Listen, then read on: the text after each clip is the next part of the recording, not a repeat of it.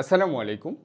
আগামীকাল তোমাদের প্রাথমিক বৃত্তি পরীক্ষা 2025-এর গণিত পরীক্ষা অনুষ্ঠিত হবে। গণিত পরীক্ষায় কিন্তু আমাদের 16টা সংক্ষিপ্ত প্রশ্ন থাকবে।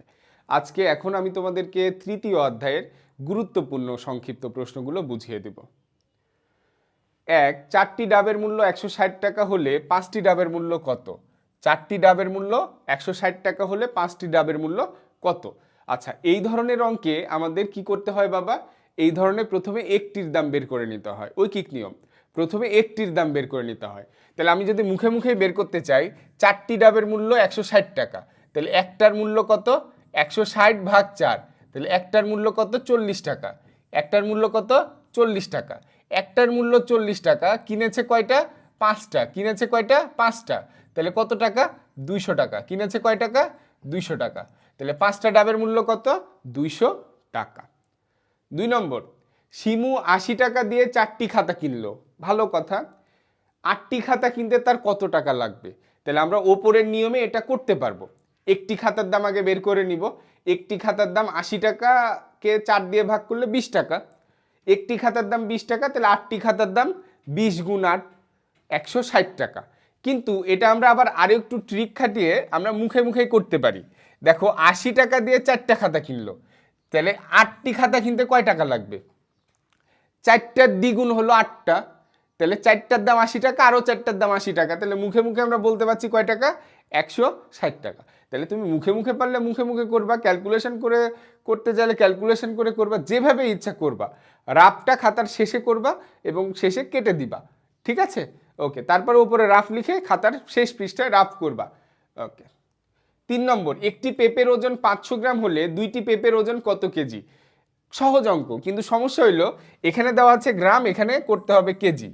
এটাই হলো সমস্যা। অনেকে ভুল করে একটি পেঁপের ওজন 500 গ্রাম, 2টি পেঁপের ওজন 1000 গ্রাম লিখে দিবে। অনেকে বলবে স্যার এখানে 1000 গ্রাম লিখলে হবে? হবে না তো বাবা, ওইখানে বলে দিয়েছে যে কত কেজি। কত কেজি। তাইলে একটি পেঁপের ওজন 500 গ্রাম, 2টি পেঁপের ওজন 1000 গ্রাম। এই 1000 গ্রামকে কেজি করতে হবে। তা আমরা জানি যে 1 কেজি সমান 1000 গ্রাম। তাইলে আমরা 1000 গ্রামের পরিবর্তে কত লিখলাম? 1 কেজি। কত লিখলাম? 1 কেজি। রানার টাকা মলির টাকার 4 গুণ। রানার টাকা মলির টাকার 4 গুণ। তাহলে বুঝতে হবে রানার টাকা মলির টাকার 4 গুণ, মানে রানা বেশি, রানার বেশি মলির কম। মলির কম আছে। রানার টাকা মলির টাকার 4 গুণ, মানে মলির কাছে যে টাকা থাকবে তার সাথে 4 গুণ করলে রানার টাকা পাওয়া যাবে। ওকে, মলির কাছে 20 টাকা আছে, তাহলে রানার কাছে কয় টাকা আছে? 20 গুণ 4, কয় টাকা? 80 টাকা। কিন্তু এই অঙ্কে একজন আরেকজনের কত গুণ, এরকম অঙ্কে মনে রেখো যার বেশি তারটা বের করতে হলে গুণ করে বের করতে হয়, যার কম তারটা বের করতে গেলে ভাগ করে বের করতে হয়। শেষ। 5 নম্বর, 31 বিয়োগ 3 গুণ 2 যোগ 25। দেখো সহজ, 31 বিয়োগ 3 গুণ 2 যোগ 25। তাহলে খেয়াল করো, 31 বিয়োগ 6 যোগ 25। তাহলে খেয়াল করো, তুমি 31 থেকে 6 বাদ দাও, কত হবে? 31 থেকে 6 বাদ দিলে কত? 25 যোগ 25 কত? 50। অথবা অথবা কেউ যদি এরকম করো যে 31 যোগ 25 বিয়োগ 6, মানে বিয়োগটা পরে করো, তাও হবে। তাহলে 56 বিয়োগ 6, তাহলে কত হইলো? 50। ঠিক আছে, যেভাবে ইচ্ছা করতে পারো। এই যে এটা হলো লেফট টু রাইট করা হয়েছে, বাম পাশ থেকে হিসাব করে ডান পাশেরটা, মানে আগে বাম পাশের তারপর ডান পাশের। আর এটা হলো বদমাশের নিয়মে করা হয়েছে, দুইটাই রাইট। দৈনিক 120 কিলোমিটার সাইকেল চালিয়ে কোনো ব্যক্তি 480 কিলোমিটার পথ কত দিনে যেতে পারে? 2 কিলোমিটার সাইকেল চালায়, 10 কিলোমিটার যেতে, মনে করো 2 কিলোমিটার যেতে লাগে 1 মিনিট। 1 মিনিট, 2 কিলোমিটার যেতে লাগে 1 মিনিট মনে করো। তাহলে 10 কিলোমিটার যেতে কত মিনিট লাগবে? 5 মিনিট। মানে মোট রাস্তাকে আমি এক ইয়েতে কত যাচ্ছি, 1 ঘন্টায় কত যাচ্ছি অথবা 1 মিনিটে কত যাচ্ছি, সেটাকে ভাগ করে দিলেই আমরা উত্তরটা পেয়ে যাব। আমার মোট রাস্তা হলো 480, আমি কত কিলোমিটার বেগে যাচ্ছি? আমি দৈনিক যাচ্ছি কয় কিলোমিটার? 120 কিলোমিটার। একদিনে যাচ্ছি 120 কিলোমিটার। তাহলে সেই একদিনেরটা দিয়ে ভাগ করে দিব, আমরা উত্তর পেয়ে যাব। কয় দিনে? 4 দিনে। ঠিক আছে। আমার 10 কিলোমিটার রাস্তা, আমি প্রত্যেক দিন 2 কিলোমিটার করে যাব, তাহলে কয় দিন লাগবে? আমার মোট যেতে হবে 10 কিলোমিটার, আমি দিনে যাই 2 কিলোমিটার করে, তাহলে মোট লাগবে 5 দিন। তো সেম ওরকম আমার মোট রাস্তা 480 কিলোমিটার, আমি প্রত্যেক দিন 120 কিলোমিটার করে যাচ্ছি, তাহলে আমার লাগবে কয় দিন? 4 দিন। 7 নম্বর, একটি কাজ 300 জন লোক 20 দিনে করতে পারে। কয় দিনে করতে পারে? 20 দিনে করতে পারে। কাজটি 40 দিনে সম্পন্ন করতে কতজন লাগবে? এটা একটু বড় করেই করে দেখাই, তাহলে তোমাদের জন্য সুবিধা হবে, বড় অঙ্কেও তোমরা হেল্প পাবে। তাহলে আমাদের এখানে জোন বের করতে হবে, যেটা বের করতে হয় সেটা আমি রাখি বা আমরা রাখি কোথায়? ডান সাইডে। ওকে, তাহলে 20 দিনে কাজটি করতে, 20 দিনে কাজটি করতে পারে, 20 দিনে কাজটি করতে পারে কতজন? 300 জন। 300 জন।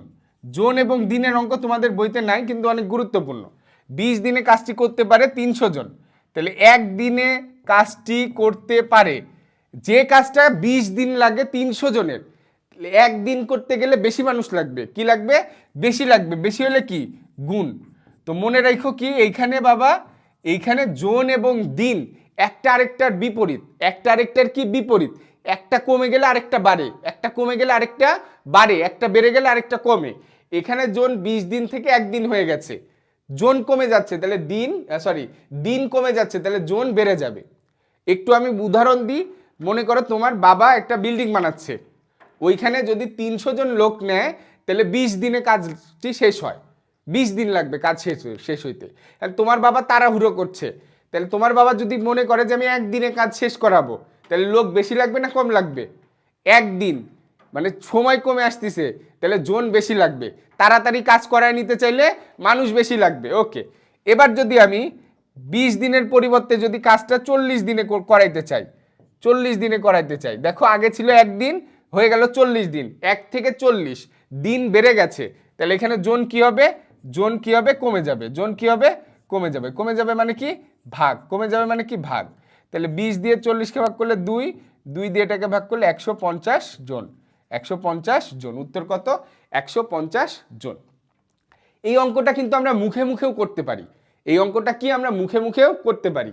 দেখো এখানে আমি তোমাদেরকে প্রথমেই বললাম, জোন এবং দিন একজন আরেকজনের বিপরীত, একটা কমলে আরেকটা বাড়ে, একটা বাড়লে আরেকটা কমে।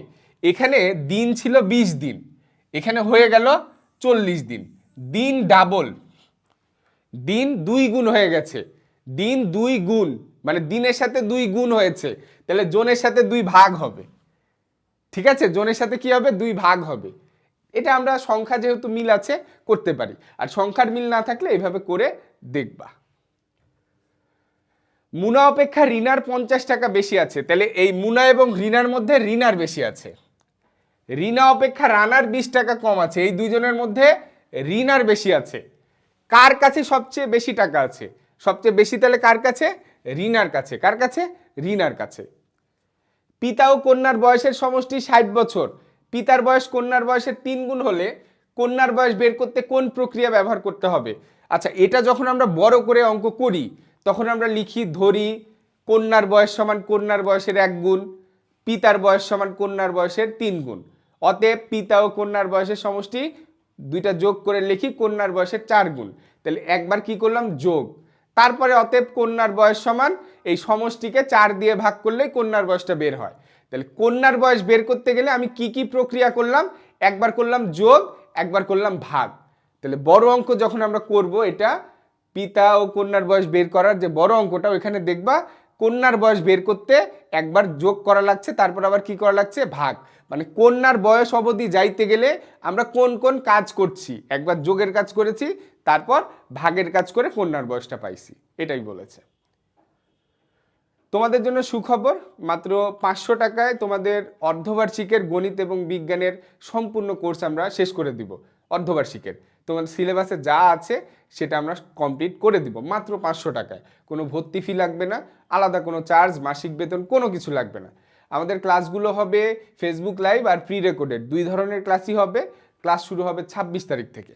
লাইভ ক্লাস যেদিন হবে সেদিন ক্লাস হবে রাত 8:30 থেকে। তাহলে তোমরা এই যে এখানে ভর্তি প্রক্রিয়া আছে, ভর্তি হয়ে যাও। তোমাদের গণিত এবং বিজ্ঞানের দায়িত্ব আমরা নিয়ে নিব ইনশাআল্লাহ। তারপর খেয়াল করো 10 নম্বর, 2 ডজন খাতার দাম 600 টাকা হলে একটি খাতার দাম কত? এই সমস্যাটির গাণিতিক রূপ লিখো। আচ্ছা, একটা খাতার দাম বের করতে গেলে কি করা লাগে? একটা খাতার দাম বের করতে গেলে মোট দাম ভাগ খাতার সংখ্যা, মোট দাম ভাগ খাতার সংখ্যা। একটির দাম বের করতে গেলে কি করব? মোট দাম ভাগ খাতার সংখ্যা। তাহলে এখানে মোট দাম আমার কত? 600 ভাগ খাতার সংখ্যা 2 ডজন, খাতার সংখ্যা 2 ডজন, 2 ডজন, 1 ডজন মানে কি 12টি, তাহলে 2 ডজন মানে কত? 12 গুণ 2, 2 ডজন মানে কত? 12 গুণ 2। ঠিক আছে, তার মানে এখানে আমরা কি করি? প্রথমে 2 ডজন ওইটা বের করব, বের করে 600কে ভাগ করে দিব, শেষ। কেউ আবার এখানে 40 মানে 24 লিখো না, এই যে 600 ভাগ 24 এটা কিন্তু হবে না, এটা হবে না। কি 600 ভাগ 12 গুণ 2 এটাই হবে, মানে ডজনকে আমরা টিতে প্রকাশ করেছি এবং সেটা দিয়ে 600কে ভাগ করেছি, এটা সেটা বোঝাচ্ছে। এই যে এটা 11 নম্বর, 3টি আম গাছের প্রত্যেকটি থেকে 8টি করে আম পেড়ে, একটা আম গাছ থেকে আম পারছি কয়টা? আমি 8টা। আম গাছ আছে কয়টা? 3টা।